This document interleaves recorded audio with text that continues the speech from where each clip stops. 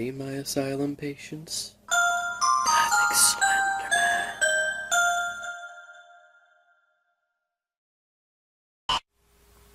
I always loved Jellybeans as a kid. I remember keeping a small amount of my school lunch money after school that I would use for Jellybeans that I would buy at the gas station on the way home. Every day I would go to the same gas station and see the same smiling lady who would happily sell me the same Jellybeans. I would down the entire pack on the walk home so my mother wouldn't be upset at me for wasting my lunch money on sweets. I kept my routine until high school.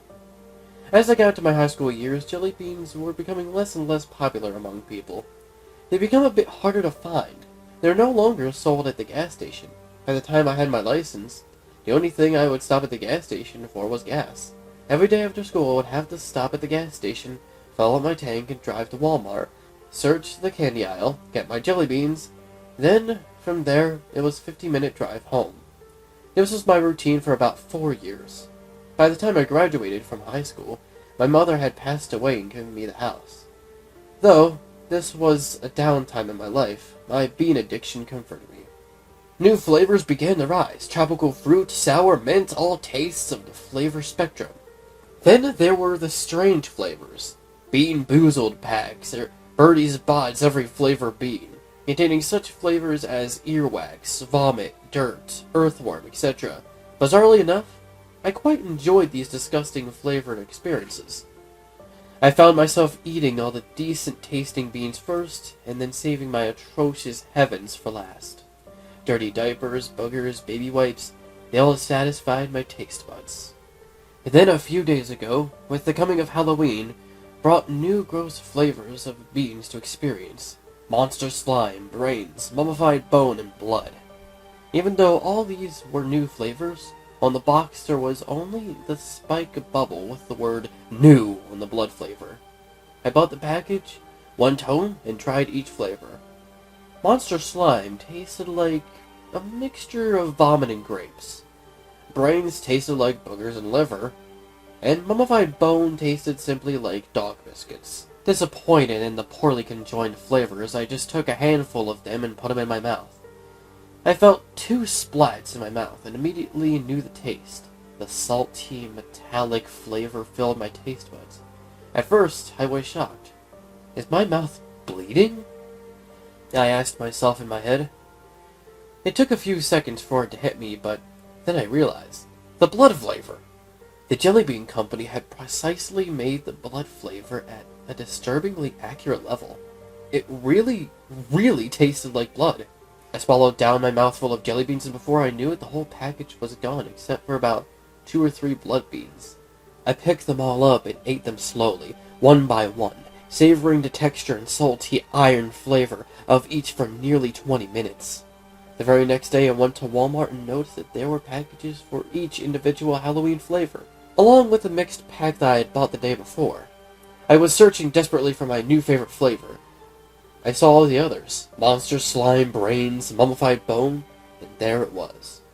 Not called simply by its flavor, blood, like all the rest, but the package was called Vampire Pack.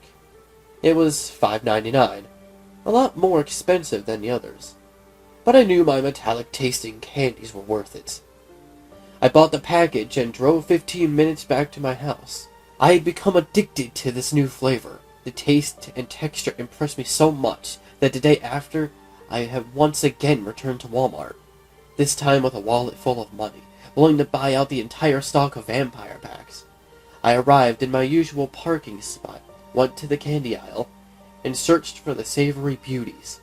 To my surprise, they were all gone, along with the other monstrous Halloween flavors. I noticed one of the Walmart employees checking the stock in the aisle. She looked kind of familiar, but I disregarded that, instead getting right to my point. I walked right over to her and got her attention. "Excuse me, miss?" "Yes?" She looked up from the shelves. "Might I ask what happened to all the Halloween-themed flavors?" I casually tried not to look panicked and full of withdrawal. "Oh, I'm sorry, sir. They were recalled," she said. A big grin crossed her face as if she knew this was torturing me. "They were probably too terrible tasting for the children anyways. she said, like someone waving a steak in the face of a starving dog. The teasing manner of which she spoke these words made me want to strangle the life out of her, but I didn't. Though my addiction was strong, I wouldn't let it control me. "Alright, thank you," I said, nodding my head, uncontrollably twitching my eyes as I shake a bit. I began to walk away when I noticed something. Underneath the shelf where the woman was working, almost out of my sight, I could see the V of a vampire pack. I knew they were here. I heard them calling me. I pulled out my cell phone and pretended to text for a little while until the lady left. When she left, I felt under the shelf like a child looking for a lost toy, and to my surprise, I found not only one but 3 vampire packs. I knew there was no way I could just purchase them, though, as they were recalled. I quickly snatched them up and shoved them in my hoodie, down by my stomach. I zipped it up and went on my way. I exited the store happily and went to my car. I started it up and looked at the time. 8:26 p.m. I hated driving at night, but it was only 15 minutes to home. On the drive home, I thought I felt my stomach rumbling, though I didn't really feel hungry. But, nevertheless, I reached into my hoodie, opened one of the vampire packs. I finished the whole pack in a short drive. The beans' metallic tastes, bloody splats, and vicious textures relaxed me for the dark drive. I was finally home. I pulled into my driveway and turned off my car. Unlocked my house door and stepped inside. Sat down at my computer and tried to research the reason why my beloved beans were recalled. Strangely enough, I couldn't find anything about a Jellybean recall. Hell, I couldn't even find that Halloween flavors ever existed. I took a vampire pack out of my hoodie, got a bowl and poured them in. I took out one remarkably large bean and set it in the middle of my desk. I looked away from it and turned on my lamp. I examined it for 10 seconds. It was a deep red color, like real blood, with the company's signature white stamp on it. Why were they recalled? Why did they taste so real? I heard the sound of something dropping. After looking around for a second, I noticed that one of the beans had fallen out of the bowl. I stared at the odd thing for several seconds. How did that fall out of the bowl? There was at least an inch between the bean at the very top of the pile and the edge of the bowl. Suddenly, I felt a sharp pain in my left hand. I looked over to see that the bean that I was examining was biting deeply into my hand.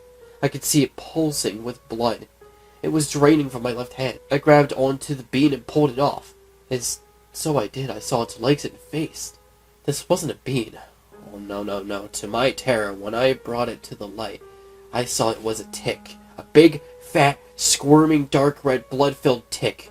My right hand was spasming in disgust, trying to get the blood-sucking creature away. In doing so, I knocked down the bowl full of beans onto the floor. They all began to move and crawl towards me. I felt pains in my chest and stomach. I looked down at my hoodie to see the little monsters bursting out of the vampire pack. They were lunging onto me, draining me of blood. Then I fell down. I realized the irony of the name. It wasn't called Vampire Pack because they were blood-flavored.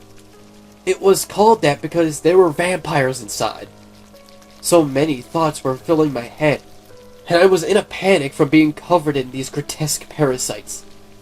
The thought that I had eaten nearly 1,000 of these filled my head, and I began to throw up. My puke covered the floor. I saw the ticks emerging from my vomit. The ones I've eaten must have been full of eggs, and they were growing inside of me. I was covered in ticks, inside and out. The smell of blood and vomit filled my nostrils. My vision began to fade from fluid loss. I could feel all the little Dracula-like parasites draining my blood through their little fangs. I was too weak to escape. Too weak to move. Too weak to do anything. All I could do was lay still as small creatures covered me.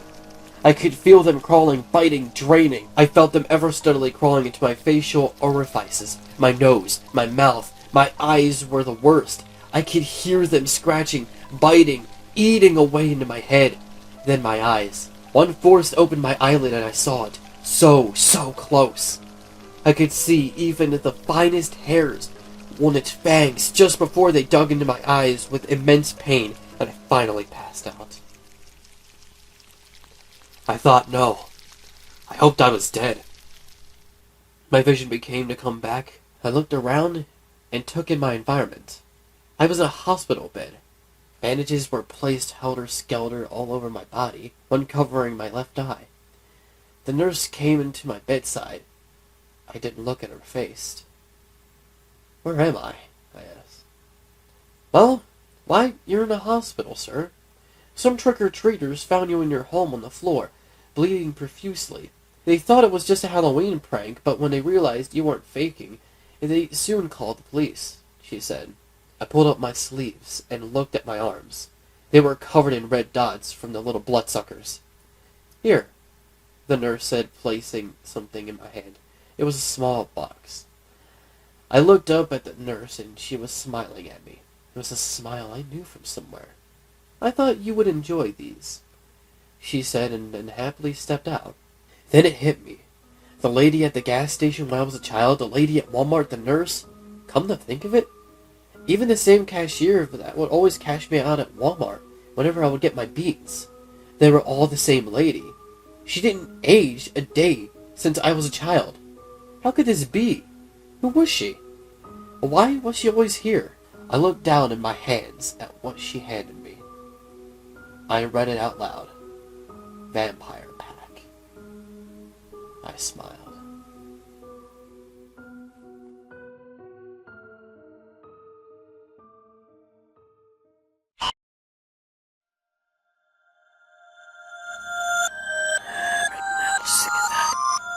Sushi, Malasa, Amina, Rira.